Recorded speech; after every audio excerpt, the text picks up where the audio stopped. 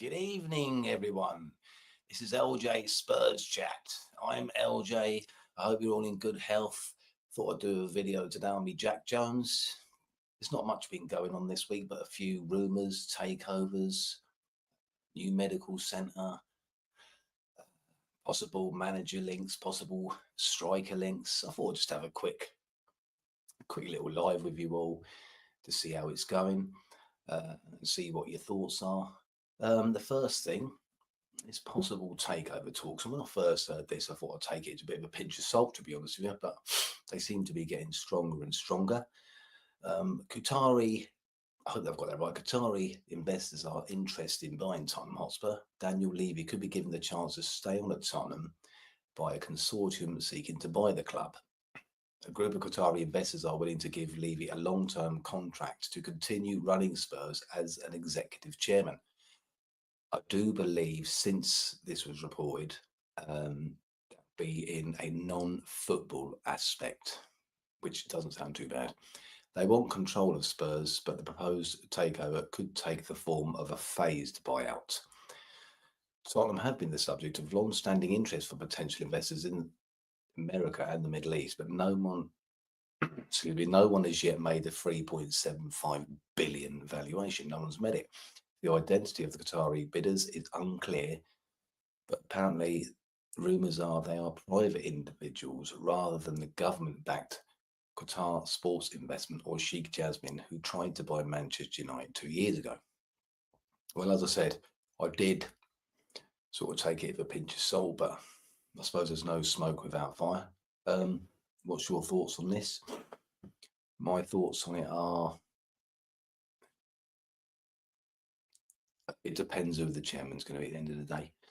If Daniel Levy is going to stay on as chairman, but in a non-footballing capacity, I'm quite happy with that because, as I said before, I am Levy out now, but I do appreciate what he's done in terms of the stadium, the training ground, the stability he's brought to Tottenham Hotspur as a football club. I just don't think he's a footballing man. So some people are saying it's better the devil you know, and I can see where they're coming from. But I did think that, but then I think to myself, well, we've had 20 odd years of this, so maybe it's just worth a gamble, you know. And the money don't really bother me because you've got all this FFP or whatever you call it with a cash thing. So it doesn't really good. Newcastle can't go out and spend billions, can they? Even though they've got the money. But I suppose we do need a fresh start.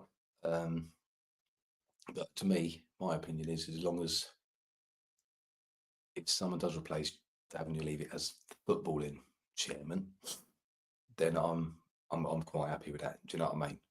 Because sometimes we've got to take a gamble in life. We can't go on like this for another 20 years because we're just not going to progress as a football club. We're just going to progress and get bigger and bigger as an events holding group company.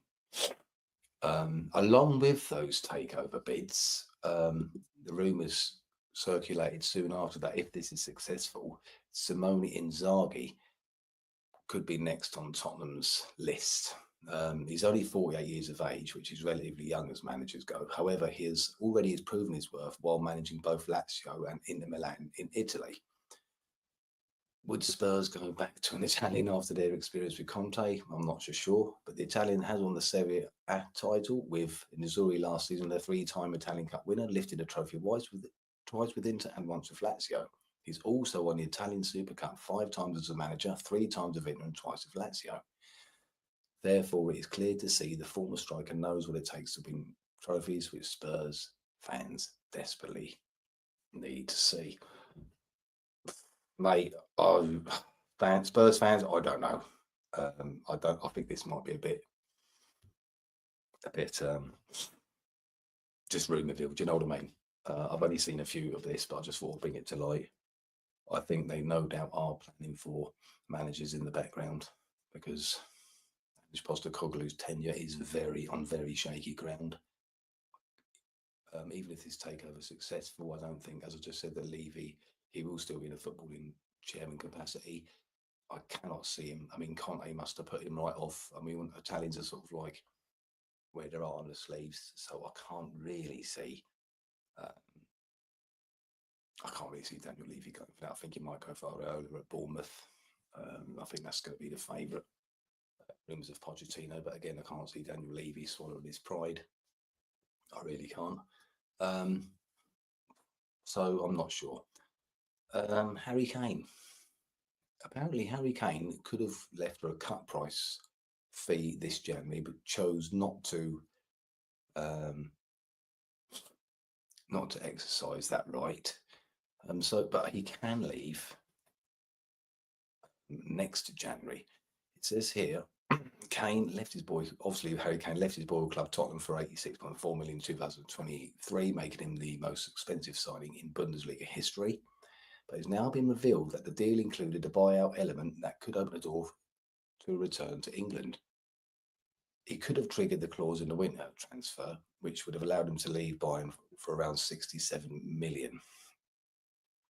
The deadline has now passed, but the release clause, which isn't common in the Bundesliga, will be valid again the next winter window. If Kane triggers it next January, he could move to another club for just 54 million in under 18 months' time. Kane's been killing it over there, and he's up to 74 games, 73 goals, and 22 assists. So is Harry Kane going to end up being the replacement for Harry Kane? That's how mental and stupid this club is when it comes to transfers. Would I like to see Kane back? Of course, I'd like to see him back. Could he do a job in the Premier League in 18 months' time? Of course he could. He's never had to rely on his pace. So if it was me, I probably would make it. They're still probably, Bayern is still going to owe Spurs money by the time that comes round. So I can't see it costing an awful lot of money. It's up to Kane himself. I know he keeps an eye on Spurs still, so let's wait and see. All right, Spurs fans. There is a protest. Spurs fans plan post-match sit-in protests on Sunday. A Tottenham fan group has now announced a planned sit-in protest against Chairman Daniel Levy and the Spurs board after Sunday's crunch game with Manchester United at the Tottenham Hotspur Stadium. Change for Tottenham is planning a march to the stadium down Tottenham High Road 90 minutes before kick-off, calling for a party atmosphere of banners and flags against the Spurs hierarchy. The group is requesting fans applaud the players off the pitch at full time, regardless of the result, before amassing in the south stand lower to make their feelings known. We will make it clear to the board that enough is enough, said a spokesman for Change for Tottenham Group. Spurs fans, I'd love to know the general consensus on this. Are you for this sort of thing or against it? I've been asked this many times. Supported Spurs for 45 years. Fair play to them, mate. The time has come for change, in my opinion. Sit down protest, it's a start on it. But a few people have laughed at me when I've said, look, if it was me, I would either, if I had to go into the ground, I would choose a minute, i.e. the 70th minute, on a Sky or BT or just a televised game, and I'd walk out after 70 minutes. Or alternatively, it'd have to be a televised game again, and I would arrange for everyone to stand outside the stadium and just not go in. Could you imagine the media would love that, wouldn't they? You're just there and you just don't go in. If I had a season ticket, which unfortunately I don't, and someone asked me, say, for example, this Sunday, look, you do us a favour, mate, would you come to the process? What was it about, mate? We just want you to stand outside. We don't actually want you to go in. Would I be willing to sacrifice watching a game to protest outside? Yes, I would. That's in my opinion. I'm not knocking the group. I think fair play to them. Any sort of protest, fair play to them, because they're doing something. They're not just coming on social media, giving it the large and not doing nothing. So fair play to them. But I just think the only way to hurt them is to embarrass them. Could you imagine it? Against Man United on Sunday, the Sky cameras are there. It's like 20,000 in there. And there's about another 40,000 outside the ground protesting. That is, or would be, massive in my opinion. And I think that's the way you got to do it. Do you know what I mean? because for the people that are going in there, even after they've protested, you're still going in there, you're still buying his burgers, you're still drinking his beer. You've got a bit of him in the pocket, and I believe that if you don't go into the ground, like I said, 40,000 stay outside, and the media get hold of it. I think I said it on my last video. That would Levy and the board, believe me, because that would be global news, global sports news. Next thing, Levy's getting phone calls from the NFL. You know, we don't like this negativity. As soon as Levy thinks it's going to hit his pocket or the club's pocket, he will wobble. But yeah, I'm looking forward to that on Sunday. I've got to admit, I'm going to be interested to see how many people sit in that South Lower, and I'll be applauding them, to be honest with you. I really will. I think fair play to them, and good luck to you all. Do you know what I mean? What's the next one? The next one is quite funny, actually, in my opinion, because it popped up just before I was going to come on in. It says Tottenham submit plans to improve medical facilities at training ground amid crisis.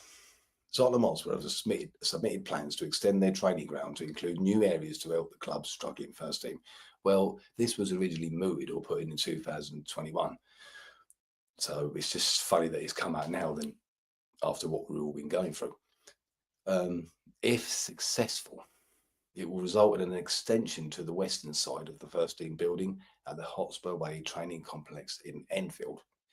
The extension will provide an enlarged and improved gym for the first team to use, integrating state-of-the-art training, recovery and rehabilitation technologies with the aim of optimizing the player's performance. Some of the enhancements will include an altitude gym, high-performance data collection, a yoga and pilot studio, as well as integrated nutrition within the gym. Would that help our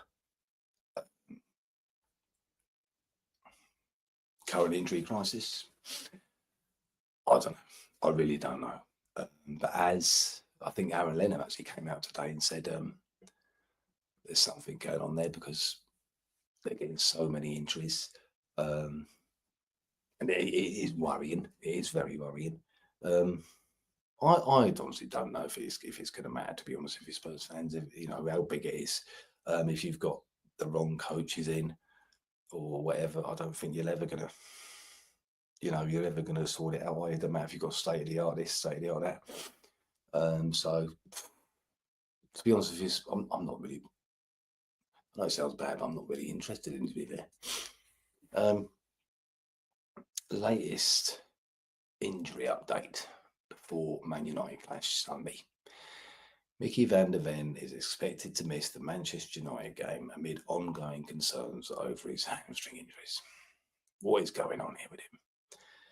However, Brendan Johnson, Vicario, Maddison, Udogie and Wilson Odobert are currently rated as possible returns.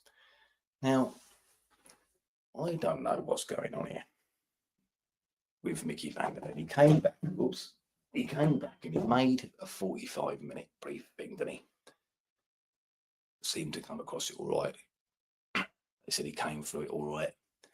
And in that game, he didn't actually have to make any sprints back. I don't think there was one sprint back what he had to make. Romero, he should have been back by now. Rumours going around that he's played his last game because he's upset Levy with his comments. Could be true. I don't know. But do you think that they're not exactly being honest with us, are they, with these two? There's something going on. Why isn't Mickey van der Ven ready yet? And why isn't Christian Romero ready yet? I mean, as the season goes on, are they going to play another game for us? I do not understand it. Why can't you just come out and say, by saying, we just want to, ease him back or whatever? I don't know what's going on there. I'm going to wait and see what Ange says before the game. But there's something definitely going on there. I think Romero, my personal opinion, I think Romero is fit, but he might have had a behind-the-scenes bollocking. I mean, I might be way off, but I'm just trying to read between the lines because he should have been back ages ago. Mickey van der Ven, if he has suffered another hamstring, come out and tell us. Do you know what I mean? Just come out and tell us and be straight. It's baffling that. If you've heard anything, Spurs fans, please let me know. And finally, I've just got to have a comment on this because I've got a mate. I ain't going to mention his name. He's been very helpful to me, and he's getting a lot of shit. And I've been also looking at the main platform YouTubes, and it is YouTube wars. So I'm saying, I mean, I haven't been on YouTube long at all. I'm a bit of a newbie, right? But I have supported Spurs for 45 years. So far, touch wood, I haven't got any trolls, insults, or threats or whatever. But I'm hearing the threats to kids, adults shouting at each other, swearing at each other, muting each other, kicking them off their show if they don't agree with it. We are embarrassing ourselves with all this, Spurs fans. So I think it's time to stop insulting people, trolling them, grassing them up, trying to get them kicked off. We're all adults. We all want Spurs to do well. We've all got different opinions. The way that we are going now with this YouTube wars is pathetic, in my opinion, and we're going to end up being a laughingstock like Arsenal TV, and we surely don't want to be like them. If you're unsure of a guest on your show, don't let him on until you know him as much as you can, like you 99% know him. If you have anyone on your show who disagrees with you, just say, I agree to disagree. My last live, there was 3 of us talking on there. One was a comment, we didn't agree on everything, and we just laughed about it. If everyone had the same opinion, it'd be boring. But if you have a different opinion, grow up, boys and girls. Just agree to disagree. Have a debate. We're like Arsenal TV / the Commons. It's embarrassing. Do you know what I mean? And soon it'll be all over the place, and you're all going to make yourselves look like a right load of diffs. And it's sad, really. It actually is sad because I've seen some, and I can't believe it. Do you know, I assumed when I first started doing this that everyone that goes on your things and mate, you knew each other well, but obviously not. Someone said to me that, they just do it for clickbait. You know what I mean? They just do it for views. But I can't see it because I look at some of the comments. Genuine fans are moaning about it now, and rightly so. Do you know what I mean? So all get together, just get on and have your debates. Do you know what I mean? That's all I've got to say on it, really. But I just think it's quite sad. Maybe I'm being an old fart, 50-year-old, but I just don't get it at all. I really don't get it. I absolutely don't get it. That's about all, really. Give us your views, Spurs fans. Please like and subscribe. The channel's slowly growing. Do you know what I mean? I like to think we talk a bit of sense on here. I'm looking forward to the Man United game on Sunday. Do I think we'll win? I think we should win. I do think we should win because our younger team was battering them before Forster made his 2 mistakes. I think that was in the cup game. We played well. Manchester United in disarray. I think they've got Martinez out for the season now, so their defence should be pony. If the fans get behind the team and make it a good atmosphere, maybe nick an early goal, I think we can do it. Will he be able to rest some players? I'm hoping so. People might not agree with me, but I'd love to see Sonny rested. I'd like to see Kulu rested and bring in some of the young players.